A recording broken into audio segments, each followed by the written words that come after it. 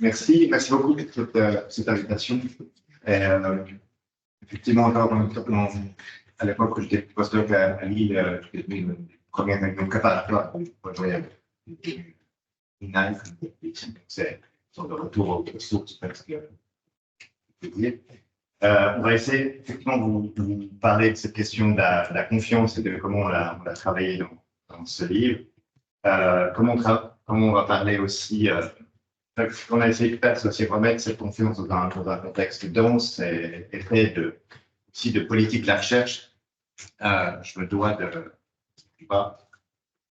de signaler, je me dois de le faire, mais ça me fait aussi plaisir que ce qui est la partie ethnographie des communautés de défiance, confiance, qui sont soutenues par l'auteur documentaire et des nouveaux sponsors.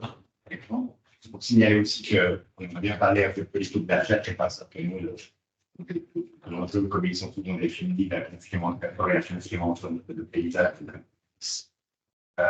Donc, ce qu'on va faire, c'est qu'on va vous expliquer la démarche de ce livre, regarder comment on essaye de faire muter ce qu'on appelle muter cette méfiance apparemment généralisée vers quelque chose de plus productif qu'on a appelé de la défiance, et prendre deux registres d'exemplification, un du côté de l'expertise technoscientifique et un du côté de l'histoire. Ensuite, lire la perception sur la qualité technique avec. Voilà, donc ça c'est la lecture du livre. Et donc, ce qui nous a frappé le livre émane des expériences de la crise du Covid et du constat qu'il y avait une nette polarisation dans la société française entre, d'un côté, des gens, comme les gens, qui doutent, là, et de l'autre côté, des comités d'experts mis en place par les pouvoirs publics et qui donnaient des avis tous les jours, qui résultaient ensuite sur les médias dans des courbes affichées tous les jours, qui nous dictaient notre comportement. Donc, un sentiment que l'expertise était mise en avant, visible. Beaucoup de gens, d'ailleurs, ont appris beaucoup de sciences pendant cette période-là, des termes qui ne nous étaient pas familiers. Et en même temps, on s'est aperçu que les rapports entre les pouvoirs publics et l'expertise étaient loin d'être harmonieux et qu'il y avait beaucoup de communisme. Et surtout, ça a provoqué une polarisation de la société française qui était avec, d'un côté, une majorité de gens, disons l'élite, de scientifiques et de responsables politiques qui se plaignaient de la montée de complotisme, de l'irrationalisme, tous les ismes que vous voulez, de la post-vérité, et ça c'est les philosophes qui ont baptisé ça, et de l'autre côté, sur les réseaux sociaux, une abondance de sites qui dénonçaient justement soit des complots, soit simplement les problèmes liés à la vaccination ou à autre chose. Et nous avons choisi ce tableau de Goya, qui figure déjà dans l'exergue d'un livre de Michel Serres, Le contrat naturel, pour illustrer un peu la situation. À savoir qu'on a en France, et on a toujours aujourd'hui encore, cette polarisation très forte, avec deux camps. Un qu'on a appelé les gardiens de la raison, ceux qui se posent en tout cas en gardiens de la raison, et de l'autre, ceux qui sont étiquetés comme les ennemis de la raison, accusés d'être irrationalistes, d'être crédules, d'être la proie des charlatans, de tout ce que vous voulez. Et donc, ce qui nous a frappé, quand j'ai rencontré, à l'issue de la sortie du confinement, j'ai rencontré Gabriel, qui travaillait sur le complotisme, et en discutant, on s'est aperçu que ce qui nous frappait, c'est que les arguments dans les deux camps et les postures dans les deux camps étaient étrangement identiques. Je veux dire par là que dans les deux camps, on cultive le doute. Le doute n'est pas du tout l'apanage de la méthode scientifique, non. Il est revendiqué par les gens, comme on dit. Et cet esprit critique est vraiment quelque chose de mis en pratique tous les jours, surtout quand il y a des situations de crise. Il y avait du côté des scientifiques et des pouvoirs publics une grande méfiance à l'égard du public, et du côté des complotistes une grande méfiance à l'égard des institutions et du pouvoir, et même des institutions scientifiques. Dans les deux cas, on a une posture qui est de dénonciation, avec le fameux debunking des fake news, combattre l'infox, etc. Et de l'autre côté, dénonciation des scandales et des mensonges qui se cachent derrière les prouesses techniques. Une disqualification systématique de l'adversaire qui devient aussitôt un ennemi et qui crée un climat de guerre. Donc, disqualification des non-experts et de tous les technocritiques, je dirais, du côté des gardiens de la raison, disqualification de l'élite chez les autres et de ces gens qui prétendent gouverner au nom de la raison. Ce qui nous a frappé également, c'est une passion explicative dans les deux camps. On essaye d'expliquer les erreurs de l'autre. Parce que, bien entendu, il est dans l'erreur, les autres, tous les autres sont dans l'erreur. Et donc, on explique. Alors, quantité d'explications, dans tous les médias, on en a eu. Soit c'est la faute à qui? La seule question, c'est la faute à qui? C'est la faute à Internet, aux réseaux sociaux, il faut les réguler, blablabla. C'est la faute aux biais cognitifs implantés dans notre cerveau reptilien. Et nous sommes victimes, pas nous, vous êtes victimes, nous, bien sûr, pas victimes. Voilà. Donc, cette espèce de jeu, quoi. Agenda politique, ce sont des gens qui veulent déstabiliser la démocratie, les complotistes. Ils ont vraiment une mission politique, ou bien c'est des fous. Et de l'autre côté, on s'est aperçu qu'il y avait également une passion explicative d'essayer d'expliquer ce qui s'est passé. Le pourquoi, par exemple, pourquoi la crise du Covid. Le fameux exemple, ça a été la fuite du laboratoire de Wuhan, qui a posé beaucoup de controverses, et qui cause encore aujourd'hui. Il s'agit d'expliquer, il y a aussi l'affirmation que, et ça me paraît vraiment important, chacun se pose en gardien de la vérité, détenteur déjà de la vérité et gardien de la raison. Et ça qui est remarquable, c'est que les gardiens de la raison du côté des rationalistes, de l'institution académique ou des associations de scientifiques se posent en gardiens de la raison, gardiens de l'héritage des Lumières. Mais de l'autre côté, du côté des complotistes que Gabriel a étudié avec beaucoup de détails, eh bien, ils se posent également gardiens de la lumière parce qu'eux sont lucides. Eux sont lucides, sont lucides et ils ne se laissent pas abuser.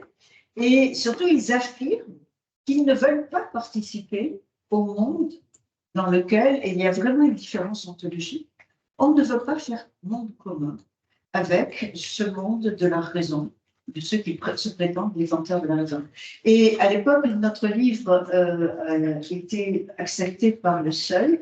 Les éditions du Seuil ont sorti un autre livre, paru quelques mois avant, et qui s'appelle Le Manifeste conspirationniste. Et la lecture en est très instructive et très intéressante, car il y a une affirmation, effectivement, nous sommes conspirationnistes, nous l'assumons, et nous refusons le monde dans lequel se déploient toutes les sciences, la vaccination, etc. Parce que la raison publique s'en est allée à déserter l'espace public. Donc, il se pose vraiment le gardien de la raison. La raison a déserté l'espace public. On est en pleine... voilà. Donc, eux aussi se posent... Et c'est ça qui nous a vraiment beaucoup intéressés. Et alors, je te passe ça. On se relève. Oui.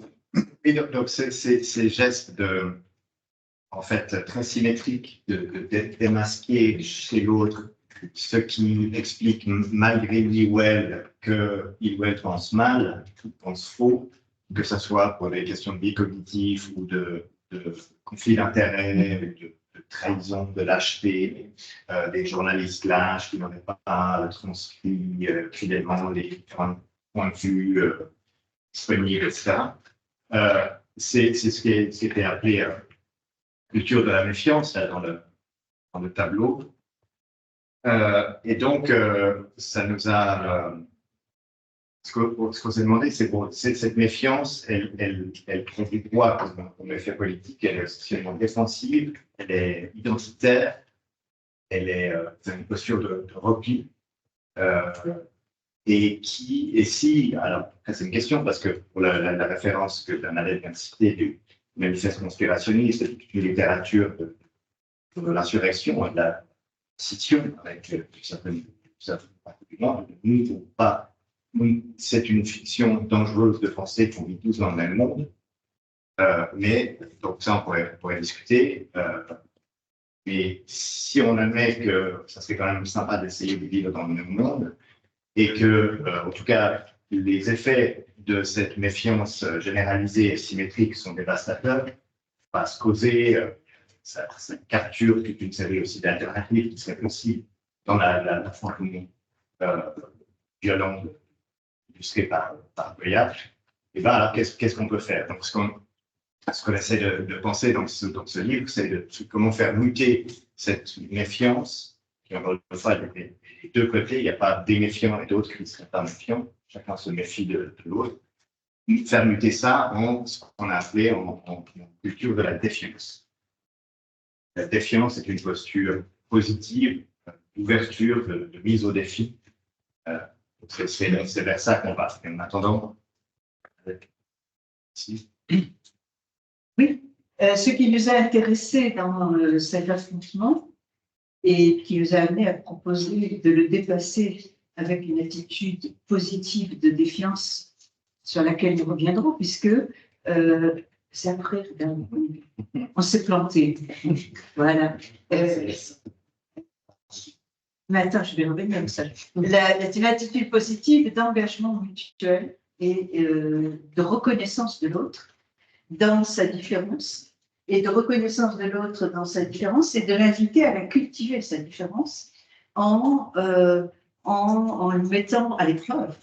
En le mettant à l'épreuve, de la justifier, sa différence, de l'expliquer, de la communiquer. Et c'est une forme vraiment de monter en capacité de l'autre, alors que la méfiance est disqualifiante. Et c'est en même temps une attitude qui nous paraît pertinente parce que c'est une attitude d'expérimentation. L'idée qui nous a frappé également, et je dois dire, c'est qu'on a vécu cette crise, je pense qu'on vit également la crise actuelle des dérèglements climatiques, comme des cobayes. On est des cobayes dans un laboratoire. Quoi qu'on fasse, on est partie prenante du jeu et des impacts qu'il peut avoir. C'est-à-dire que durant le Covid, quoi qu'on fasse, qu'on ait le Covid ou qu'on n'ait pas, on fait partie des statistiques, on fait partie du jeu et c'est un monde laboratoire. C'est une épidémie à l'échelle globale et tous les phénomènes à l'échelle globale font que quoi qu'on fasse, nous, les humains, on est à la fois des sujets de savoir, mais on est aussi les objets de ce savoir. Et donc, pour nous, l'attitude de défiance, c'est une manière de se reposer en producteur de savoir.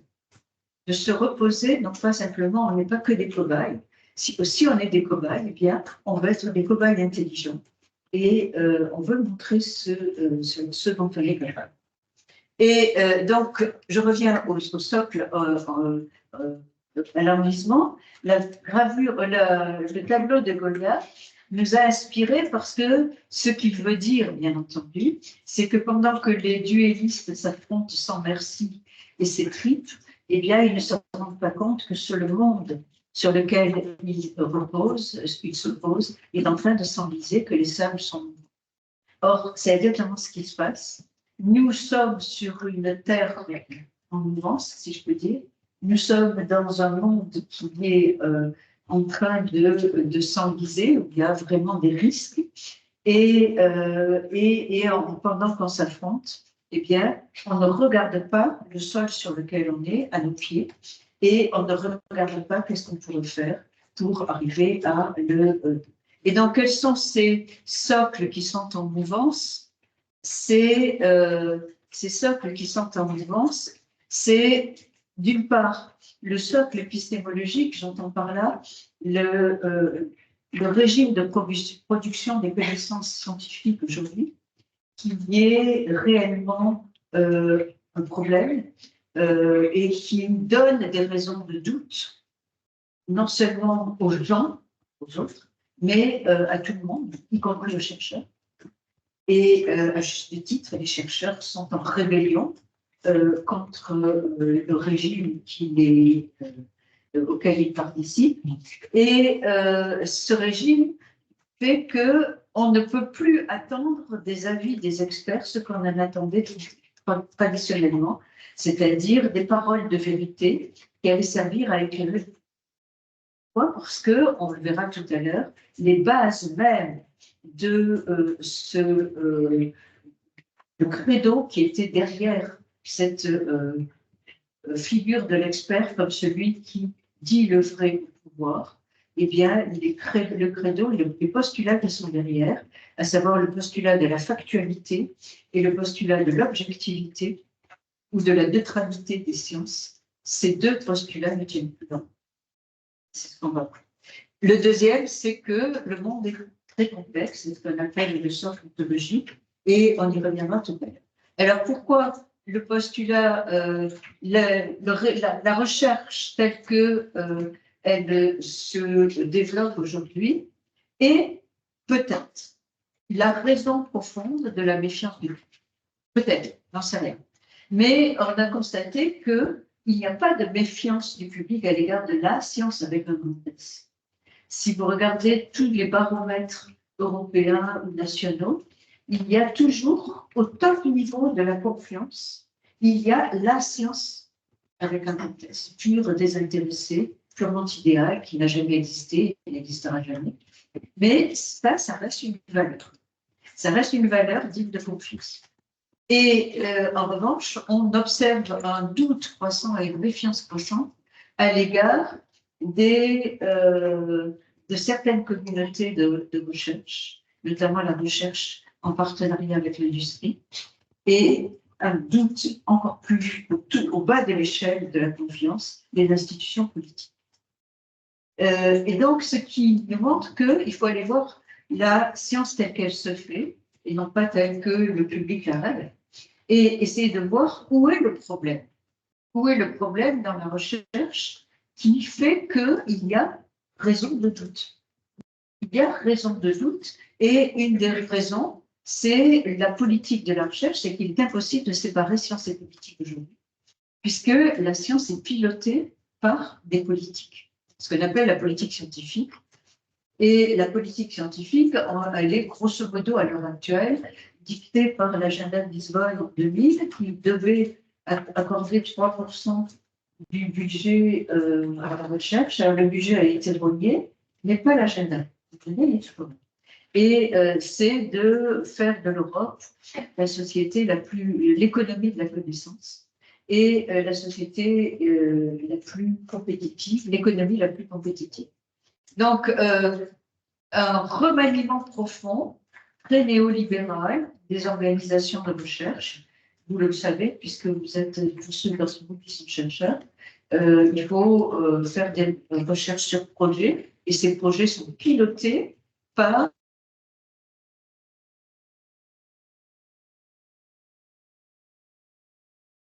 et en plus, il y a eu, dans ce régime d'appel à projet, eh bien, si on veut soumettre des appels à projets, et il faut faire des promesses et pour répondre aux objectifs. Et donc, il y a eu quantité de promesses qui ont été faites sur les thérapies géniques dans les années 90, qui n'ont pas été tenues, sur les nanotechnologies dans les années 2000, sur la biologie de synthèse, sur l'intelligence artificielle. Donc, à chaque nouvelle technologie est présentée comme la solution à tous nos problèmes. Et si le public la refuse, eh bien, c'est qu'il ne connaît pas. Il ne sait pas exactement ce que c'est qu'il y a un déficit de connaissances. Et il y a eu également, outre les promesses, il y a eu une production de doutes au cœur même des communautés scientifiques. Et c'est des scandales, vraiment, puisque des compagnies industrielles ont financé des chercheurs, acheté même des chercheurs, pour qu'ils produisent des résultats qui servaient leurs intérêts commerciaux et industriels et qui allaient à l'encontre des faits, des résultats produits par les communautés scientifiques. Ça a été le cas du tabagisme, avec l'industrie du tabac, produit des connaissances afin de faire douter que le tabac avait des effets cancérigènes. C'est également le cas des compagnies pétrochimiques qui ont, dès les années 70, financé des recherches pour prouver que la consommation du pétrole n'avait aucun effet sur les changements climatiques. Donc, il y a eu vraiment une production au cœur même de la science. Et donc, c'est là que le problème, c'est dans le régime actuel. Et il y a en plus, dans ce régime actuel, s'accroche à deux mythes tenaces que j'ai évoqués tout à l'heure. Le mythe que les faits peuvent s'imposer d'eux-mêmes, qu'ils parlent d'eux-mêmes et qu'on n'a qu'à s'abaisser, qu'il y a une autorité infaillible des faits. Or, ce n'est pas le cas, on va le voir, et qu'il y a une neutralité. Pour ce qui est du mythe des faits, c'est typiquement une construction historique qui a été faite au XIXe siècle et qui cite toujours la fameuse réplique attribuée à Galilée, mais qui est purement apocryphe, qu'après avoir été condamné au silence par le tribunal par la papauté, par le tribunal de l'Inquisition, il aurait dit « et pour 6 mois ». C'est-à-dire, et pourtant, elle tourne. Et les faits finiront par s'imposer, quelle que soit la stupidité des censeurs. Et cette idée a été construite au XIXe siècle. Et si vous avez eu la chance de visiter le musée de la science à Florence, vous avez dans un bocal le pseudo-doigt de Galilée qui pointe vers les satellites de Jupiter pour montrer que là, il y a des faits indiscutables. Or, ce culte du fait, on l'a vu ressurgir en tout cas pendant le Covid, ce culte du fait est absolument destructeur. Il est destructeur parce que, effectivement, on peut, dans certaines conditions, produire des faits bruts et têtus, dans des conditions de laboratoire, d'un milieu extrêmement insectisé, où tout est sous contrôle, où tout est bien calibré, où toute chose égale par ailleurs. On peut poser toute chose égale par ailleurs. Mais le problème, c'est que cette science actuelle qui est pilotée par des politiques, elle s'adresse à la société, elle s'adresse à la santé des citoyens, elle s'adresse à l'environnement. C'est-à-dire qu'elle s'adresse à des problèmes qui ne sont pas des problèmes de laboratoire. Elle s'adresse à des problèmes qui sont en plein air, dans la vie réelle. Quels sont les risques pour notre santé? Qu'est-ce qu'on respire chaque jour comme taux de pollution, etc., etc. Et donc là, on ne peut pas établir de faits bruts et têtus. Et le prix à payer pour ces faits bruts et têtus, c'est précisément de s'isoler du monde réel. Or, la science actuelle, précisément, son défi, c'est de produire des connaissances sur le monde réel. Et ça, quand je leur dis qu'elle est vraiment au cœur du monde, de la réalité, elle n'est plus vraiment confinée. Le laboratoire n'est qu'un passage, mais le prix à payer, c'est de renoncer à ça. La deuxième chose, c'est la neutralité qui a été fortement débattue depuis la crise du Covid, quand il était évident qu'il y avait un lien très fort entre la science et le politique. Or, cette neutralité, ne l'oublions pas, c'est un concept qui a été forgé, la neutralité de la science. On ne parlait pas de neutralité de la science au XVIIIe siècle. La science a été au service du bien public. Au XIXe siècle, la science était bienfaitrice, pacificatrice, elle n'était pas neutre.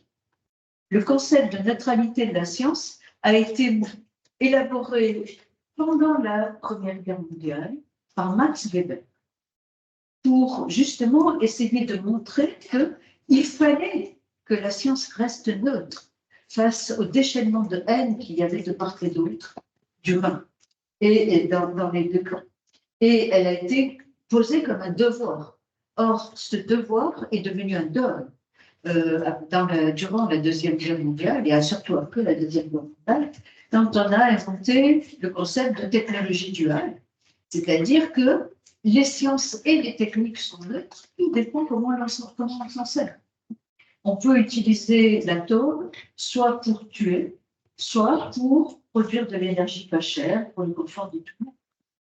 Et donc, l'idée de neutralité, c'est une construction historique qui est extrêmement toxique parce qu'elle détache complètement les productions scientifiques et les productions techniques de leur histoire et du milieu dans lequel elles se vivent. Elle les abstrait de tout contexte et elle les détache de leur sens et du sens qu'elles ont pour les citoyens que nous sommes ou les usagers que nous sommes.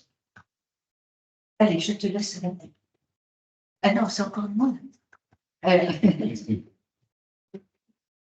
Donc, la deuxième chose, c'est la mouvance des problèmes auxquels nous avons à faire face.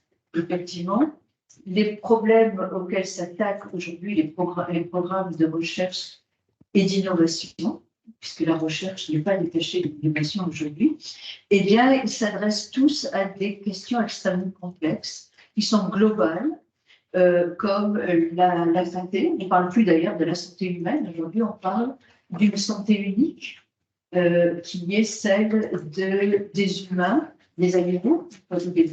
Il s'est avéré que la santé animale détermine la santé humaine, avec le rapprochement justement des humains, et la santé de l'environnement.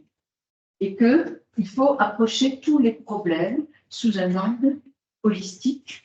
Et l'avènement, en particulier dans les années 90, de ce qu'on appelle les sciences du système Terre, symbolise bien cette reconfiguration de tout le monde de la recherche sous des étiquettes qui sont transdisciplinaires, où aucune discipline n'est dans sa zone. Toutes les disciplines se trouvent à essayer de construire un objet frontière, à essayer de construire un problème commun et un langage commun. Et donc, le défi, c'est précisément de parvenir, dans ces conditions, à établir des résultats qui puissent servir de guide pour l'action ou la décision politique. Yes. Du coup, vous attirez un peu vers nous. Rien ne nous serait épargné. On se lesquels. Ouais, c'est ça. Le tien. Du coup, là-bas, c'est pas, j'ai l'impression que c'est plus loin.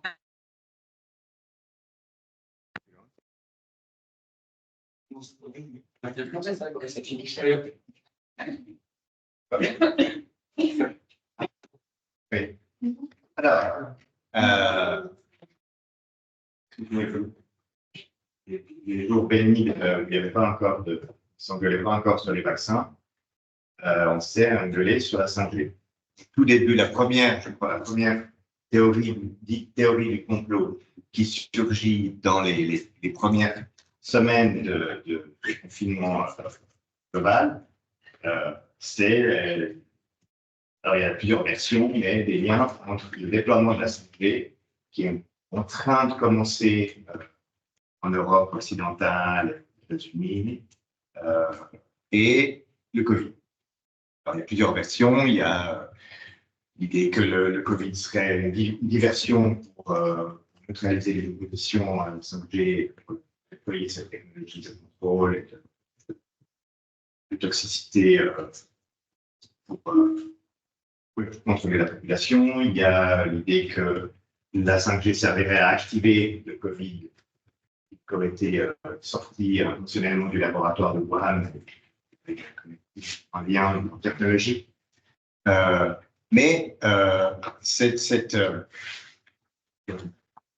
évidemment, ce lien, il est très pratique parce qu'il a permis surtout il y a eu quelques attaques sur des infrastructures et des agressions mineures sur des techniciens, surtout en Angleterre, techniciens de télécom. Et donc, attention, c'est très dangereux parce que ces théories du complot plus on a besoin des infrastructures Internet, précisément sur le monde de confinement, de l'école à la maison, etc.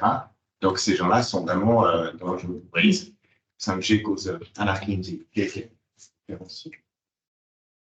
musicale. Et donc, je fais toujours cet appel quand je parle de ça. Si vous avez des belles images d'antennes téléphoniques en feu, elles sont toujours très floues. Ce sont des gros zooms, je pense, que le téléphone. Ça se trouve, ça n'existe pas. Mais si vous en trouvez, si vous pouvez envoyer moi, je suis passionné.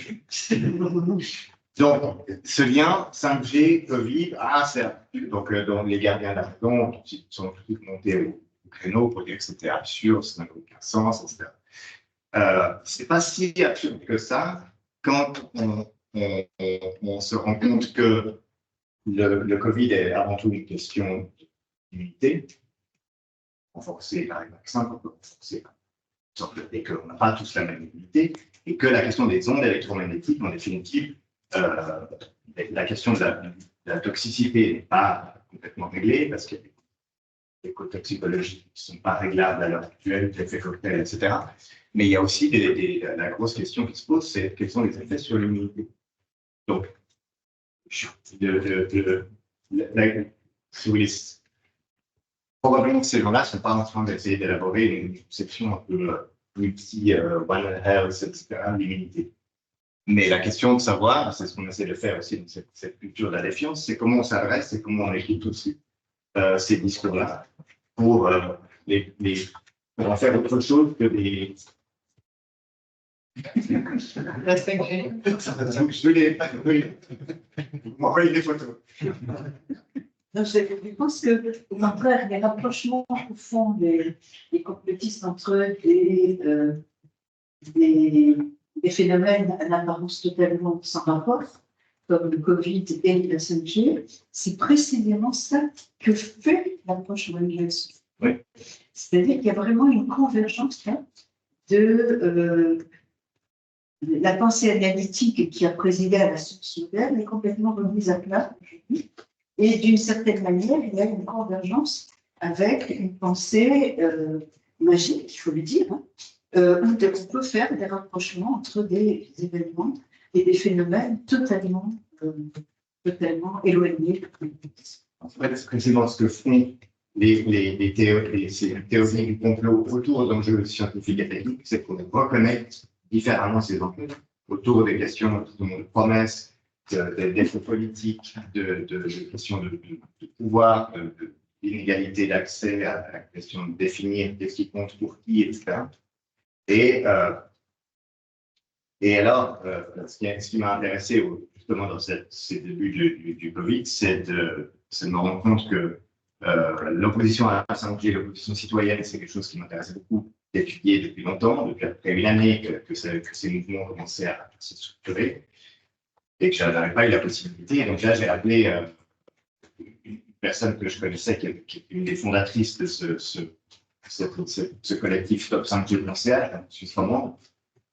Et la première question que je lui ai posée, c'est que j'aimerais bien qu'on parle de 5G, mais j'aimerais aussi que tu me dises, surtout, de pouvoir passer ces théories du complot, etc. Comment ça vous impacte, vous, en tant que collectif citoyen qui essaye de s'opposer au développement de cette technologie? Est-ce que ça va amplifier, décrédibiliser, ou est-ce que ça vous donne plus de visibilité? Alors, il m'a dit non, pas du tout, on n'est pas du tout complice, on n'est pas dans ça, rien à voir. Très bien. Mais parlons quand même de la 5G. Donc, ce que j'ai appris, mais classiquement, c'est ce qu'ont fait les collectifs d'opposition d'OGM, la connexion citoyenne sociale, c'est qu'il y a une création, ces gens qui sont sensibles aux enjeux environnementaux, engagés dans la vie publique à l'échelle locale, les municipalités, donc dans le cadre des animateurs de ce collectif-là, mais une création d'intelligence et de production de connaissances sur les ondes électromagnétiques sous tous ces aspects. Vous voyez, santé en premier, c'est comme ça qui drive un peu l'attention. Santé, toxicité, mais aussi environnement, donc que ce soit au niveau des impacts énergétiques ou de la consommation de ressources, des antennes, mais aussi du monde que produisent ces antennes, c'est-à-dire des nouveaux objets, des objets connectés, qui va les fabriquer, à quel prix, les coûts, parce qu'en fait, de regarder aussi comment sont construits ces modélisations, de regarder ce que ça va nous permettre d'économiser. En fait, c'est des modèles, il faut regarder un petit peu comment ça, le type de discours sur les économies d'énergie, qui est en fait très fragile. La vie privée, évidemment, un petit drone, et la question de savoir pour qui c'est cette technologie. C'est pour les humains qui, finalement, la plupart n'ont pas besoin de la connexion filaire plus stable et souvent la responsabilité plus puissante. Ou est-ce que c'est pour les objets? Quel type d'objet? Si c'est un réfrigérateur connecté, est-ce que c'est des points de surveillance? Est-ce que c'est des voitures autonomes? Moi, je pense que c'est pour les voitures autonomes. On va en parler. Et donc, distinction, démarcation. Il y a l'opposition citoyenne qui se rend compétente scientifiquement, écologiquement, économiquement pour véhiculer un discours d'opposition et faire opposition. Ensuite, vous pouvez faire des oppositions en construction de marge dans les communes, etc. Il y a des dispositifs institutionnels aussi qui permettent véritablement mettre les bâtons dans les roues. Et complotisme. J'ai ouvert un peu le terrain sur ces anti-5G, pas de complotisme, mais le problème, c'est que ça bouge. Et quelques mois plus tard, cette même informatrice me téléphone en 14 ans, il y a une des membres de l'équipe qui a débarqué à une réunion, disons, qu'on parle de filier, qu'on parle des vaccins, déjà d'adultes dans les vaccins, le lien avec la 5G, et donc là, fragilisation. Il y a des mutations, il y a des connexions, il y a des reconnexions d'enjeux qui font bouger ces collectifs. On voit très souvent comme si vous regardez les complotistes comme des idéologues carrés, des fondamentalistes, évidemment, vous ne pouvez pas voir. Je crois que c'est ça le plus intéressant, c'est de voir comment ça évolue, comment ça bouge, comment ça se reconnecte et à quoi. Parce que les connexions ne sont jamais au hasard. Ce n'est pas par hasard qu'on connecte la 5G, le Covid, les vaccins, je ne peux pas dire exactement quoi, mais il y a quelque chose à suivre qui fait sens.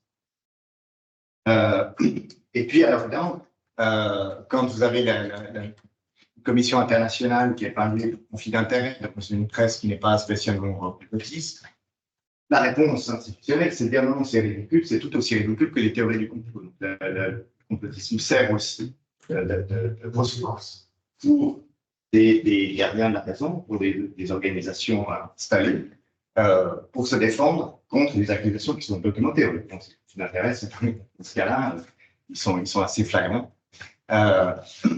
Donc, le complotisme, c'est aussi, c'est aussi une sorte d'une arme pour combattre des oppositions, pour amalgamer des oppositions ou en tout cas des questions, des doutes exprimés sur des déploiements technologiques, les amalgamer à du délire rationnel et refaire ce grand partage du tableau de brouillard. Et alors, donc 5G, tirer le fil, 5G, nanoparticules, vaccins, et donc là, j'ai vu ressurgir, là on est un peu plus tard, enfin c'est printemps-été 2020,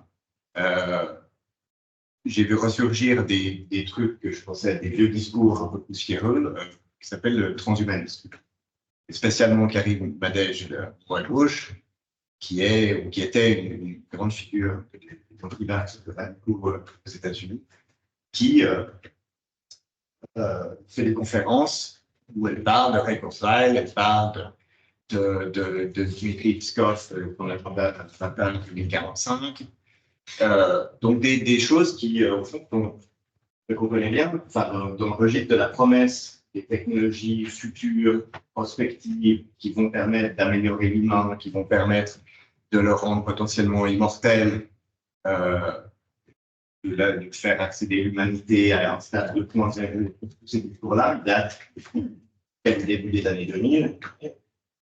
C'est d'origine plus lointaine, mais plusieurs dans cette salle va pas mal essayer d'élaborer des discours critiques là-dessus. En même temps, on voit bien que ces discours critiques, y compris ont eu toujours un pouvoir de fascination sur différentes manières de critiquer les choses, mais il y a différentes manières de prendre les choses au sérieux. Et moi, ce qui m'avait frappé dans le cadre de ma thèse, c'est à quel point on prenait ces discours aussi sérieusement, pied de la lettre. Et qu'à partir de là, il faut dire oui, attention, c'est dangereux, il y a des risques, il y a des enjeux anthropologiques, mais on ne met pas en question l'économie de la promesse. Elle tourne à plein régime. En tout cas, au début des années 2000, elle tournait à plein régime. Ça, c'est les Time Magazine en 2011 qui fait sa couverture. Donc, Time Magazine, c'est la plus grande couverture, le plus grand tirage de la presse magazine à l'échelle mondiale. Couverture et un dossier de 10 pages sur le même Ray Kurzweil, et là, bien heureux, évidemment, je n'ai pas sur la singularité, ce moment, ce point de projection dans le futur où l'intelligence artificielle et l'intelligence humaine vont fusionner pour arriver à un état inconnu jusqu'à présent, de nouvelles réalités radicalement différentes. Et donc, tout ça, évidemment, avec l'histoire, il s'inscrit dans des visions plus ou moins science-fictionnelles, type Eric Wexler, mais aussi dans des visions institutionnelles, avec ce rapport LBIC, que là aussi, je pensais ne plus jamais avoir parlé de ce truc-là, mais qui ressort, qui est repris comme, vous voyez ces 10 complotistes, et regardez, il y a des rapports du gouvernement américain. Ça, c'est la National Science Foundation et le département du commerce, en 2002, qui sort un énorme rapport de comment les technologies émergentes et convergentes liées aux nano-infocognos vont fusionner pour permettre d'améliorer les performances humaines. Et puis, en 2021, vous avez encore un article dans une revue médicale qui dit qu'on va faire des nanorobots pour aller cibler, pour prendre à la place des alternatives au vaccin dans le cadre du Covid-19. Donc, ce que je trouve intéressant, c'est que qui délire, qui sont les irrationnels, ces gens-là et ces gens-là.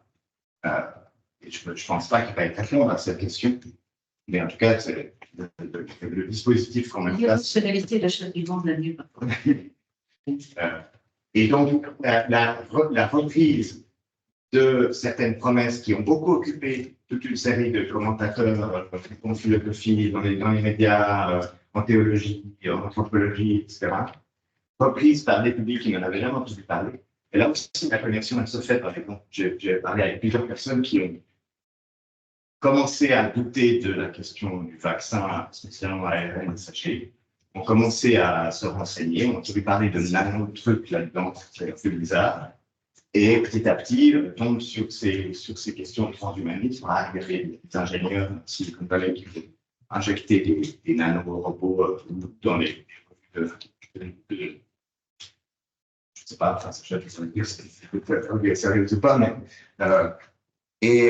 Et qui ensuite parle de la géo-ingénierie, parle de la 5G, des connexions, mais là aussi, toujours des connexions sur, je pense quand même, je dis que je n'allais pas répondre à cette question, mais sur des questions de toxicité invisible, quelque chose d'invisible qu'il faut rendre visible justement en s'enseignant, en mettant à jour les conflits d'intérêts, en mettant à jour les rapports, excaver ce qui nous était caché. Donc, dans des rapports de force et des rapports de pouvoir très asymétriques. Et là, je pense que là, on a les 5G, nano, vaccins et ingénierie, géo-ingénierie. Oui. Quelle démocratie technique dans ces conditions? La question est ouverte, on n'a pas de réponse. Mais ce qui nous a frappé, c'est que depuis plus de 20 ans maintenant, on a mis en place un certain nombre de techniques et de dispositifs d'implication, d'engagement du public dans les technologies, au nom de ce qu'on a appelé l'acceptabilité sociale des nouvelles technologies. Et donc, il y a eu beaucoup de choses faites, beaucoup de techniques qui vont depuis les cafés ou les boutiques de sciences jusqu'aux conventions citoyennes, aux conférences citoyennes, ou bien aux focus groups, aux débats publics, etc.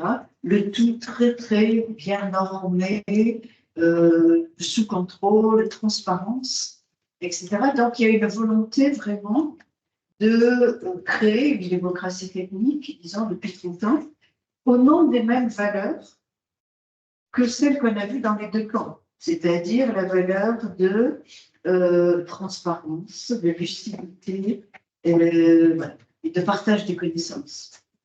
Et en fin de compte, au bilan de ces 20 ans, bon, il y a beaucoup de bonnes choses, mais aussi beaucoup de manipulations de ces expérimentations de débat public qui sont bien souvent sans aucun impact sur les décisions politiques. Et exactement comme les avis d'experts sont sans aucun impact sur les décisions politiques. Puisque du jour au lendemain, le chef d'État peut décréter que non, il y a d'autres raisons, et reconnaître finalement qu'il y a d'autres raisons que la raison scientifique, c'est des experts.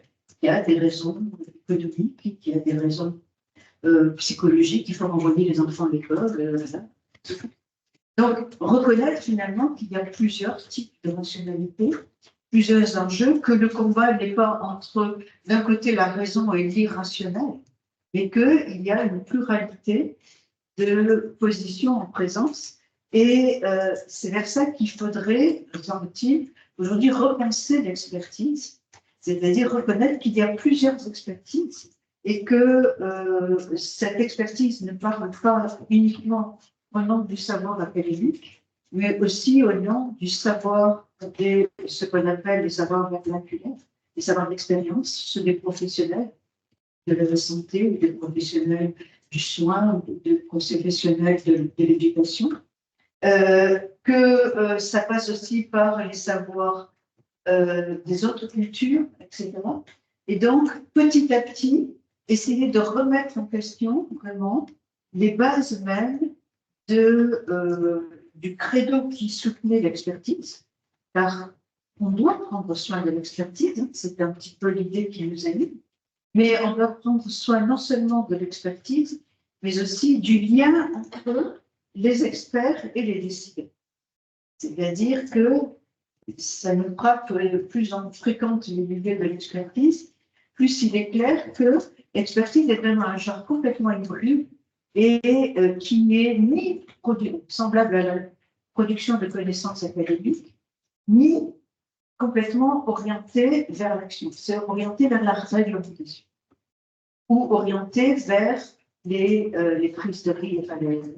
Et donc là, il y a la production de quelque chose de nouveau et qui appelle un nouveau profil, semble-t-il, des rapports entre les sciences et le public et de reconnaître officiellement le tournant pragmatique de la science, que moi j'appelle technoscience, mais qui est une science orientée vers la décision et vers l'action.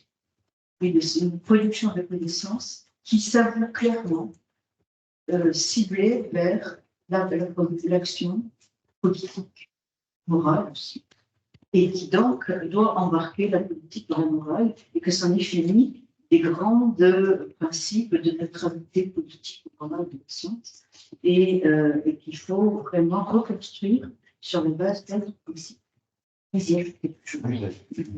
C'est amusé un petit peu dans le train, à faire des recherches d'images, comment sont visualisés des processus de public engagement, c'est un petit peu très mécanique, souvent des rouages, des trucs, ou des espèces de visions comme ça de gens, justement.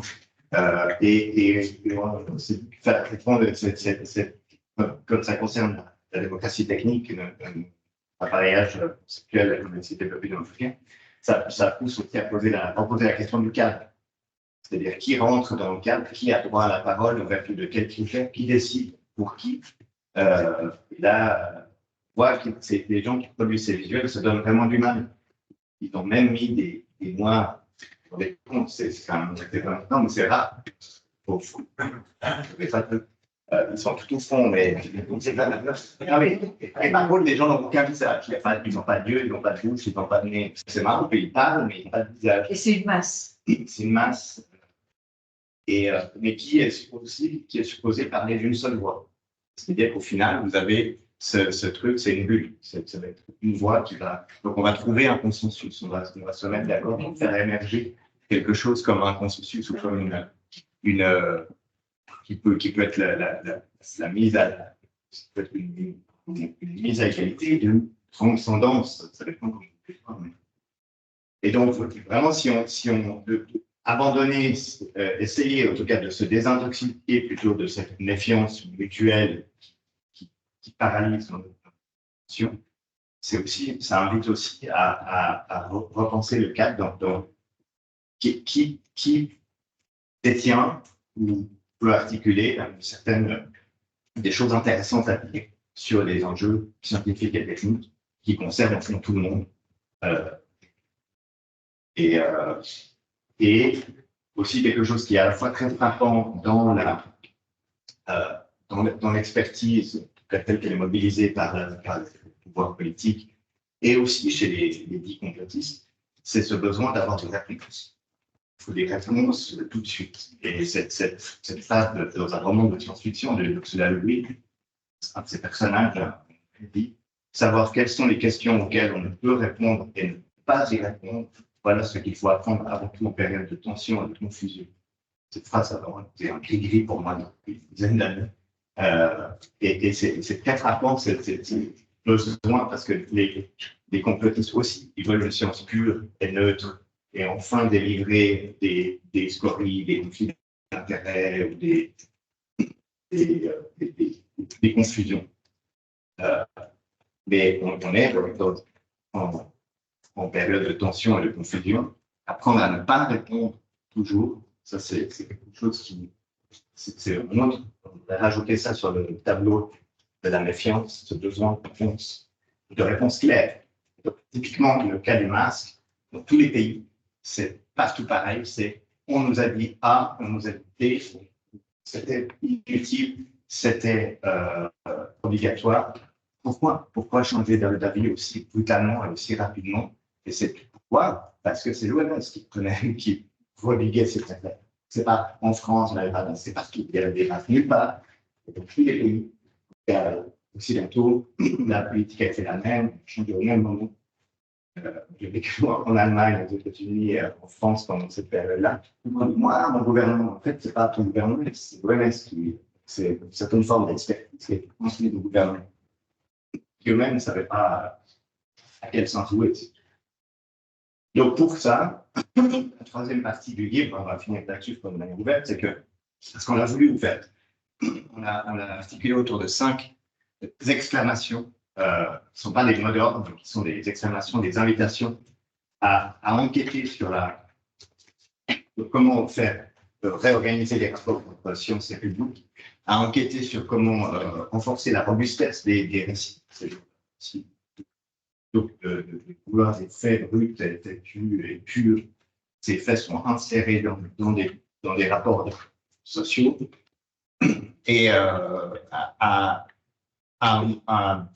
expérimenter aussi des rapports différents, des manières de faire, qu'on s'appuie sur beaucoup d'initiatives, à la fois dans les comités d'experts, type GIEC, qui révisent régulièrement leur manière de faire, qui intègrent des savoirs populaires, mais aussi des collectifs d'activistes, donc pour faire lutter cette méfiance identitaire, une défiance qui serait plus d'activiste au sens de Spengler, de Santos, qui est une manière d'activer les possibles dans une situation pour lui redonner de la dynamique.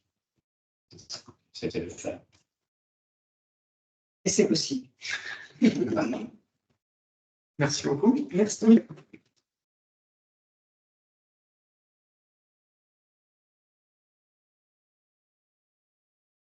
pour quand même qu'il y ait un problème de consentement et qu'il y ait quand même un intérêt à ce que les gens viennent en présentiel ou en distanciel d'ailleurs, mais qu'il y a un petit plus pour ceux qui assistent, j'arrête l'enregistrement pour la discussion, si j'y arrive, parce que aujourd'hui,